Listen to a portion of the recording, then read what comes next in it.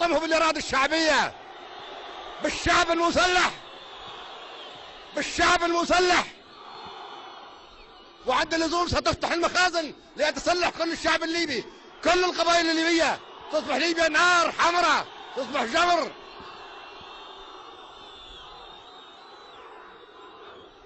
أنا أتيت لكم هنا ليحييكم ويحيي شجاعتكم، وأقول لكم لكي نرد عليهم إني أنا في وسط الشعب، في وسط الجماهير، مع أن معمر القذافي ليس برئيس ولا ملك ولا رئيس حكومة، وما عنده أي صلاحيات دستورية ولا إدارية، ولكن الشعب يحبه يراه، لأن هنا العزة، نحن العزة والكرامة والمجد والتاريخ والكفاح.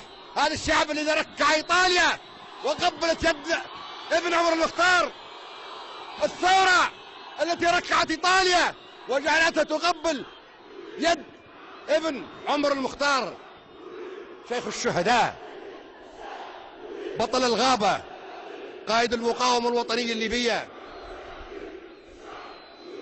هذا الشعب الذي جعل إيطاليا تعتذر وتدفع التعويض غصبا عنها، الثورة التي جعلت إيطاليا تعتذر وتدفع التعويض وهي صاغرة، الثورة التي جعلت ليبيا في القمة، جعلت ليبيا هي قائدة العالم الثالث بل العالم كله، الثورة التي جعلت الشعب الليبي في العلا، جعلت الشعب الليبي عظيم جدا بالثورة.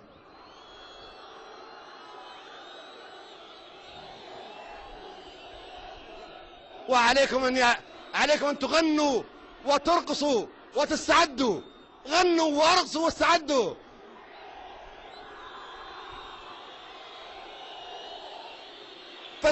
هذه الروح المعنوية العالية هي أقوى من أبواق العرب، أقوى من أبواق العرب العملاء الأذلاء الأخساء.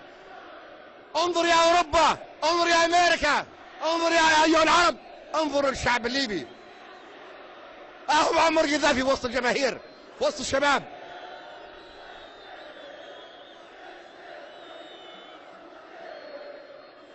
هذا هو الشعب الليبي، هذه ثمرة الثورة. هذا الشعب متحمس، هذا الشباب متحمس، لأنه يرى أن الثورة هي العزة، هي الكرامة، هي المجد، هي التاريخ. الثورة التي أحيت جهاد الأبطال والإجداد الذي كان مطموسا، الثورة التي أحيت عمر المختار من جديد، الثورة التي أحيت معارك الجهاد في كل مكان ونصبت لها التذكار حتى لا تضيع هذه التضحيات. كانوا يريدون طمس تضحيات آبائنا وأجدادنا. أنا في وسط الجماهير وسنقاتل وسنهزمهم إذا أرادوا أن يمسوا بأي جزء من تراب ليبيا، تراب ليبيا الغالي. سنهزم أي محاولة خارجية كما هزمناها من قبل، كما هزمنا الاستعمار الإيطالي والغزو والغارات الأمريكية.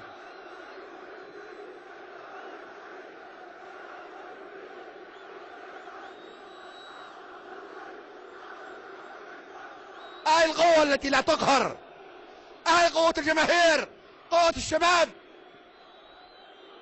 الحياة بدون عز لا قيمة لها، الحياة بدون مجد لا قيمة لها، الحياة بدون رايات مرفوعة مثل هذه الرايات الخضراء لا قيمة لها.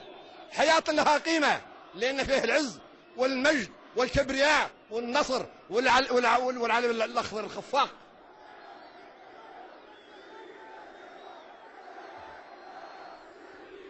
أيها الشباب، غنوا، أسهروا، عيشوا حياة العز،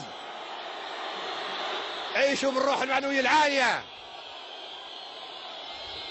معمر القذافي ما هو فرد منكم، واحد منكم. ارقصوا وغنوا وافرحوا وامرحوا.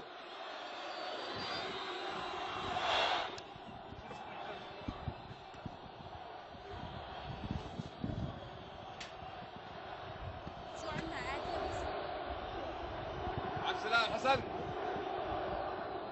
اسمع انت بتاع مصايب.